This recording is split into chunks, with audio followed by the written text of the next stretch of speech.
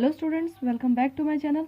आज हम second question discuss करेंगे। कल की वीडियो में हमने फर्स्ट क्वेश्चन कंप्लीट किया था।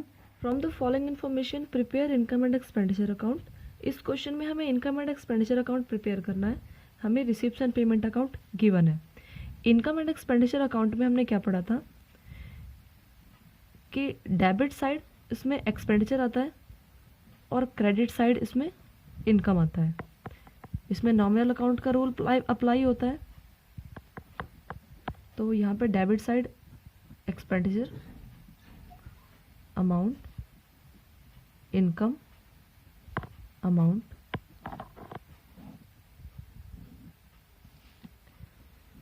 हमने ये भी डिस्कस किया था कि इनकम एंड एक्सपेंडिचर अकाउंट में ओनली जिस ईयर का हम अकाउंट मेंटेन कर रहे हैं उसी ईयर की अमाउंट आती है। और दूसरा, इसमें किसी भी आइटम के ओपनिंग और क्लोजिंग बैलेंस को रिकॉर्ड नहीं किया जाता। तो हम कौन सी ईयर का अकाउंट मेंटेन कर रहे हैं? 2019 का। तो यहाँ पे हम लिख देंगे एज ऑन 31 मार्च 2019। कैश और बैंक का बैलेंस ये तो आएगा नहीं इसमें। लाइफ मेंबरशिप फीस, किसी मेंबर्स की लाइफ टाइम तक के लिए फीस मिल गई है तो ये कंपनी के लिए इनकम तो है, लेकिन ये कंपनी के लिए एक तरफ से रिस्पॉन्सिबिलिटी भी है कि कंपनी उस पैसे को एक साथ यूज़ नहीं कर सकती। कंपनी टाइम टाइम पे यूज़ करेगी, मतलब जिस तरीके से टाइम पीरियड होगा। लाइफ मेंबरशिप फीस का मतलब क्या होता है? जैसे कि कोई किसी मेंबर ने कंपनी को एक साथ 10 ईयर की पेमेंट कर दी, मतलब जितने साल तक कंपनी ने पैसा सेटअप है, कंपनी चलेगी, उतने साल का पैसा एक साथ पेमेंट कर दिया, तो उसे बोलते हैं लाइफ मेंबरशिप फीस। लेकिन कंपनी में उस मेंबर के पैसे को एक साथ नहीं यूज़ किया जा सकता, इसलिए हम इसे इनकम एंड एक्सपेंडिचर अकाउंट में नहीं लिखते, क्योंकि इनकम एंड एक्सपेंडिचर में ओनली हम करंट आइटम को ही रिकॉर्ड करते हैं और ये हमारा आगे कई सालों की आइटम होती है। क्लियर? तो ये अमाउंट इसमें नहीं आएगी, बल्कि ये आपकी कैपिटल नेचर की है, तो इसे हम बैलेंस शीट में रिकॉर्ड करेंगे, वो भी लायबिलिटी साइड। नेक्स्ट है लॉकर रेंट। तो लॉकर रेंट कंपनी को रिसीव हुआ है। जब रिसीव हुआ है तो कंपनी के लिए इनकम है। लॉकर रेंट मिला है कंपनी को, अमाउंट है 22,000। नेक्स्ट है एंट्रेंस फीस, ये भी रिसिप्ट की आइटम है, तो बाय एंट्रेंस फीस,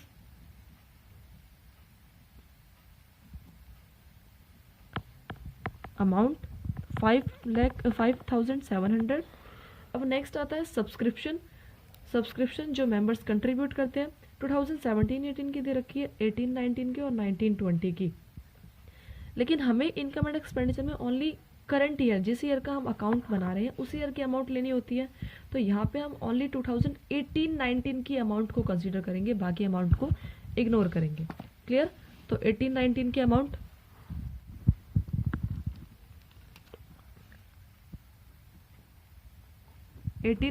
अमाउंट है 3,46,000।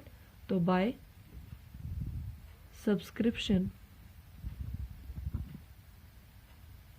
3,46,000। नेक्स्ट है डोनेशन फॉर स्विमिंग पूल। तो ये हमारा कैपिटल नेचर की आइटम है, क्योंकि ये हमें डेली तो रिसिप्ट होती नहीं है। कैपिटल नेचर की आइटम को हम इनकम एंड एक्सपेंडिचर अकाउंट में रिकॉर्ड नहीं करते, इसलिए हम इस आइटम को रिकॉर्ड नहीं करेंगे। नेक्स्ट इंटरेस्ट, रिसिप्ट साइड है, ये भी हमारी इनकम है, तो बाय इंटरेस्ट अमाउंट डाल देंगे 15,000 रुपीज़।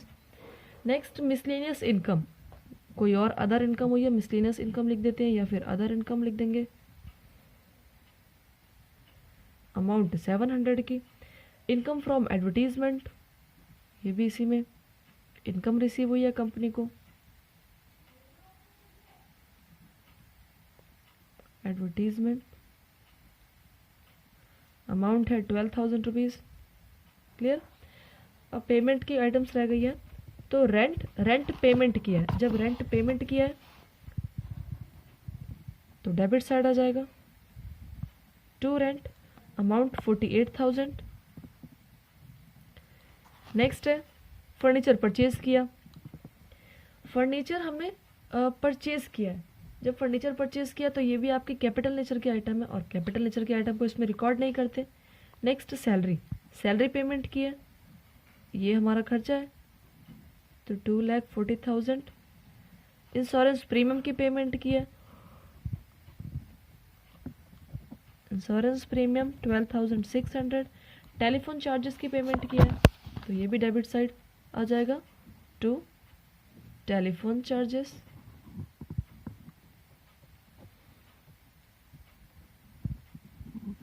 अमाउंट 18,200। नेक्स्ट है प्रिंटिंग, ये भी पेमेंट किया हमने प्रिंटिंग के नाम पे तो ये भी डेबिट साइड आ जाएगा, प्रिंटिंग 4,100। अब नेक्स्ट है इन्वेस्टमेंट परचेज की हमने तो ये भी हमारे कैपिटल नेचर की आइटम है और कैपिटल नेचर के आइटम को हम इसमें रिकॉर्ड करते नहीं। नेक्स्ट है कैश बैलेंस दे रखा है क्लोजिंग का, कैश बैलेंस या कोई भी किसी भी आइटम की ओपनिंग या क्लोजिंग बैलेंस तो रिकॉर्ड करते ही नहीं इसमें हम, तो ना तो हम कैश बैलेंस का ओपनिंग बैलेंस लेंगे और ना ही कैश का क्लोजिंग बैलेंस लेंगे। क्लियर है, तो ये आपका क्वेश्चन कंप्लीट है। अब हम इसकी टोटलिंग कर लेते हैं एक बार। क्रेडिट साइड की टोटलिंग करेंगे तो 22,000 प्लस में 5,700 प्लस में 3,46,000 प्लस 15,000 प्लस 700 और प्लस में 12,000, तो ये आ गया हमारे पास 4,01,400।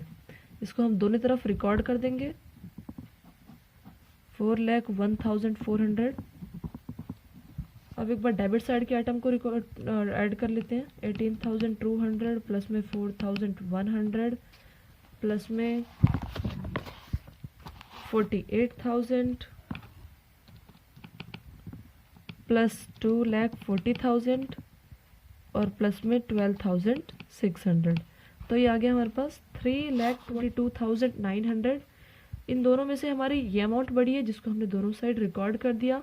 अब बैलेंस किस साइड बच रहा है, डेबिट साइड, क्योंकि डेबिट साइड की आइटम अमाउंट कम है और डेबिट साइड बैलेंस बच रहा है। देखते हैं एक बार कितना बैलेंस बच रहा है, तो माइनस कर देते हैं 4,01,400, तो ये आ गया 78,500। क्लियर है, और हमने थ्योरी में अभी फॉर्मेट में डिस्कस किया था कि इनकम एंड एक्सपेंडिचर अकाउंट बनाते वक्त जो भी प्रॉफिट आता है उसे हम प्रॉफिट नहीं बल्कि सरप्लस रिकॉर्ड करते हैं। तो ये आ गया कंपनी का सरप्लस जो कि अपने एक्सपेंडिचर से ओवर है ना। इनकम जो एक्सपेंडिचर से ओवर है, ये कंपनी की बैलेंसिंग फिगर आ गई। एक बार अमाउंट चेक कर लेते हैं आंसर, तो ये आ रहा 78,500। क्लियर है सेकंड क्वेश्चन। नेक्स्ट हम डिस्कस करेंगे थर्ड क्वेश्चन। तो थर्ड क्वेश्चन में कुछ केसेस हैं, एक बार पढ़ते हैं। How will you deal with the entrance fees while preparing final account for the year of ended 31st March 2017 in each of the following alternate cases। First case में कह रहा है कि ड्यूरिंग द ईयर 2016 और 17 में entrance fees receive हुई है 1,50,000 की। एंट्रेंस फीस क्या होती है, रिवेन्यू नेचर की आइटम, वो आइटम जो कंपनी को हर एक नए मेंबर के एंटर होने पे कंपनी में रिसीव होगी, तो ये कंपनी के लिए रिवेन्यू नेचर की आइटम है। तो इसे हम कंपनी में इनकम एंड एक्सपेंडिचर के इनकम साइड रिकॉर्ड करते हैं। क्लियर है, तो फर्स्ट केस में आपको छोटा सा इनकम एंड एक्सपेंडिचर अकाउंट बनाना है, एक्सपेंडिचर अमाउंट, इनकम अमाउंट, जिसमें हम ये आपके पास एक्सपेंडिचर, फर्स्ट केस एक्सपेंडिचर, ये अमाउंट, इनकम अमाउंट, ये हमारी रिवेन्यू नेचर की आइटम है, तो रिवेन्यू नेचर के आइटम को हम यहाँ लिख देंगे, एंट्रेंस फीस, अमाउंट डाल देंगे 1.5 लाख रुपीज़। क्लियर है पॉइंट, ये आपका फर्स्ट केस कंप्लीट। अब इस तरीके से सेकंड केस पढ़ते हैं एक बार। सेकंड केस में क्या कह रहा है, सेकंड केस है ड्यूरिंग द ईयर 2016-17 में एंट्रेंस फीस रिसीव हुई है 1.5 लाख की। It is the policy of the club, ये क्लब के बारे में बता रहा है। क्लब की जो पॉलिसी है वो ये कहती है कि एंट्रेंस फीस को ट्रीट करो रिवेन्यू रिसिप्ट की।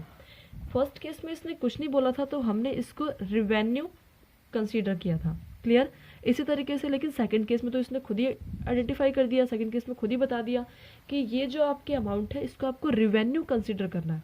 तो रिवेन्यू वाले आइटम को कहाँ रिकॉर्ड करते हैं, सेम वही इनकम एंड एक्सपेंडिचर के इनकम साइड। तो यहाँ पे हम लिख देंगे एक्सपेंडिचर, रेट, इनकम, रेट और बाय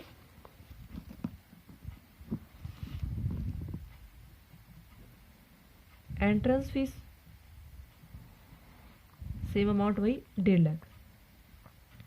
क्लियर अपन? तो ये सेकंड केस कंप्लीट। अब नेक्स्ट आता है थर्ड केस। तो थर्ड केस में इसने कहा ड्यूरिंग द ईयर 2016-17 सेम वही क्वेश्चन, एंट्रेंस फीस रिसीव हो रही है फिर से वही 1.5 lakh. It is the policy of club to treat entrance fees को हमें कैपिटल रिसिप्ट मानना है इस केस में, और कैपिटल रिसिप्ट के आइटम को हम इनकम एंड एक्सपेंडिचर में रिकॉर्ड नहीं करते बल्कि कहाँ रिकॉर्ड करते हैं? बैलेंस शीट की लायबिलिटी साइड। तो यहाँ हम लिखेंगे लायबिलिटी, ऊपर बैलेंस शीट। ये आपका इनकम एंड एक्सपेंडिचर अकाउंट है, तो यहाँ पे लायबिलिटी, अमाउंट, असेट और ये अमाउंट। लायबिलिटी साइड आ जाएगा entrance fees,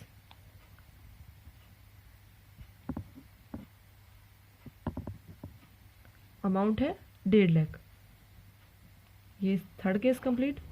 next fourth case में कहा है during the year entrance fees जो रिसीव हुई है 1.5 लाख रुपीज़ की, अकॉर्डिंग टू कंपनी की पॉलिसी सिर्फ 1.5 लाख का 40% ही कंपनी कैपिटलाइज मान रही है। कैपिटलाइज का मतलब है कि कैपिटल रिसिप्ट मानना, ठीक है, और बाकी का तो कुछ नहीं कहा, इसका मतलब बाकी आपका रेवेन्यू नेचर का है। क्लियर? तो यहाँ पे फोर्थ केस में, केस फोर्थ मतलब 40% के लिए तो हमें बैलेंस शीट बनाना पड़ेगा और बाकी के 60% के लिए इनकम एंड एक्सपेंडिचर बनाना है। तो 40% के लिए बैलेंस शीट मेंटेन करेंगे पहले। बैलेंस शीट में ये लायबिलिटी, अमाउंट, असेट और ये अमाउंट। 40% कहा है इसने, तो entrance fees, entrance fees 1.5 lakh का ओनली 40%। क्लियर? तो यहाँ पे क्या आ जाएगा मेरे पास 60,000 की अमाउंट लायबिलिटी साइड रिकॉर्ड कर देंगे। लेकिन बाकी के 60% के लिए कुछ नहीं बोला, इसका मतलब कि बाकी के 60% के लिए इनकम एंड एक्सपेंडिचर अकाउंट बनेगा। Income and expenditure account, expenditure, rate, income और अमाउंट। तो ये है कंपनी के लिए रिसिप्ट।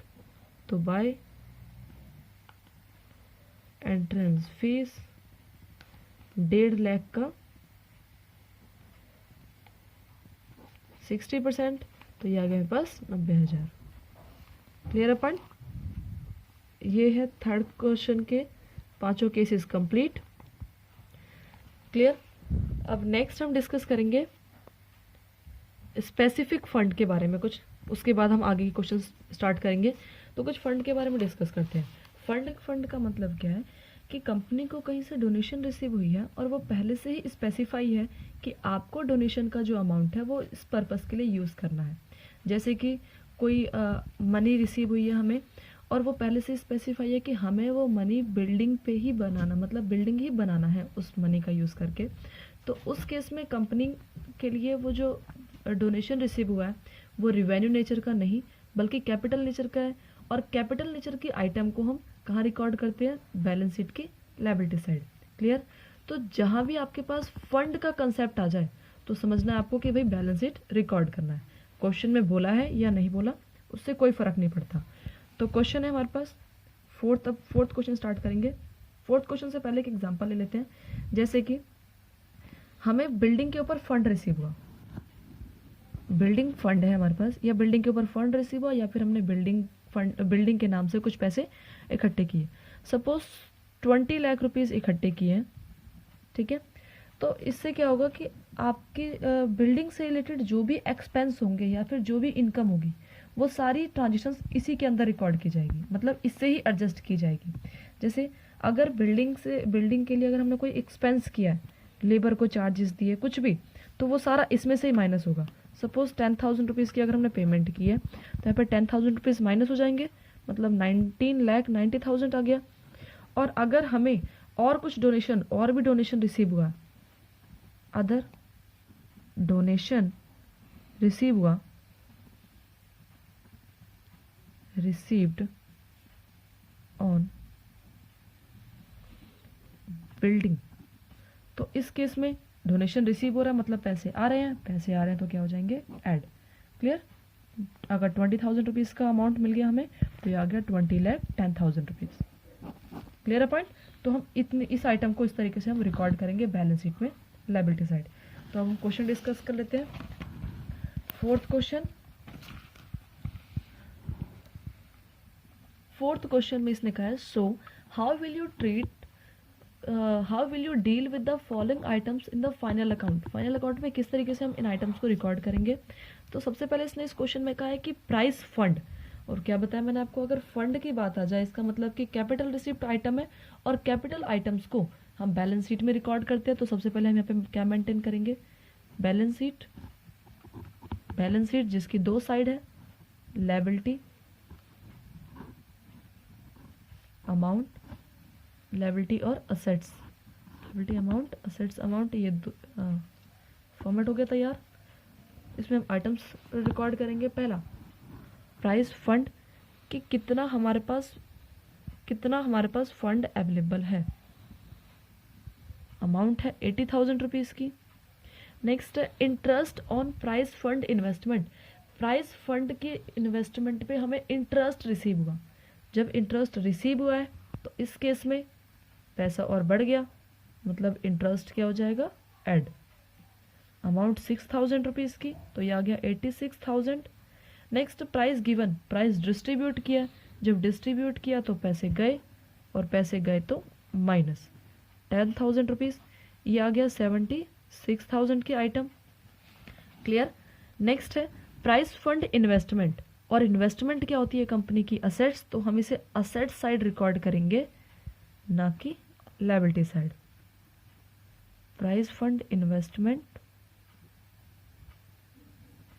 अमाउंट है 60,000 rupees. Next donation of for price fund, price fund पे और डोनेशन रिसीव हुआ है। जब डोनेशन रिसीव हुआ है तो ये मनी और ऐड हो जाएगी, कितनी, 25,000 रुपीज़। ये आ गया 1,01,000। क्लियर है पॉइंट। ये हमारा 1,01,000 लायबिलिटी साइड और 60,000 असेट साइड।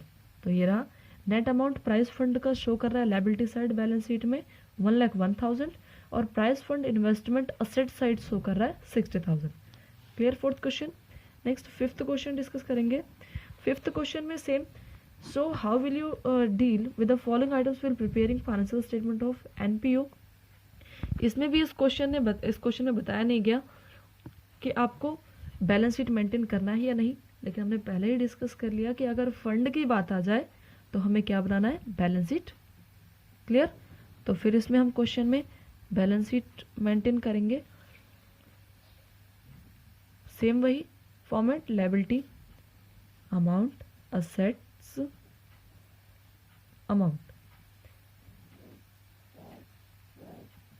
लायबिलिटीज में सबसे पहले टूर्नामेंट फंड,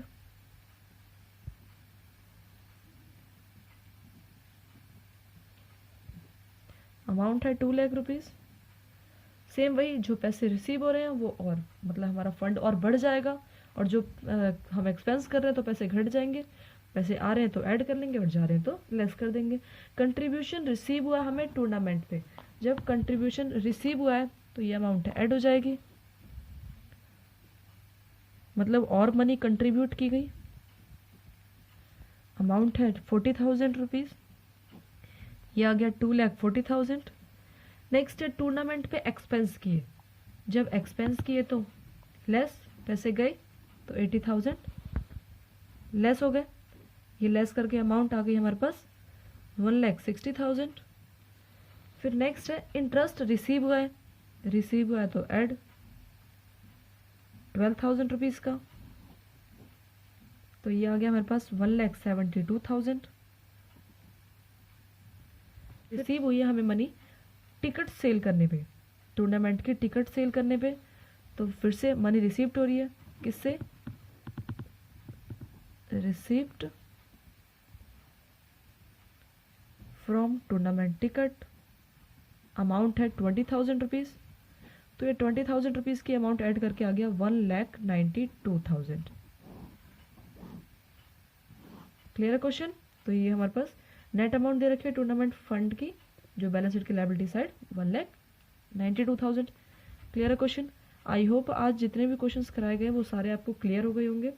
कल हम आगे के क्वेश्चंस न्यूमेरिकल डिस्कस करेंगे।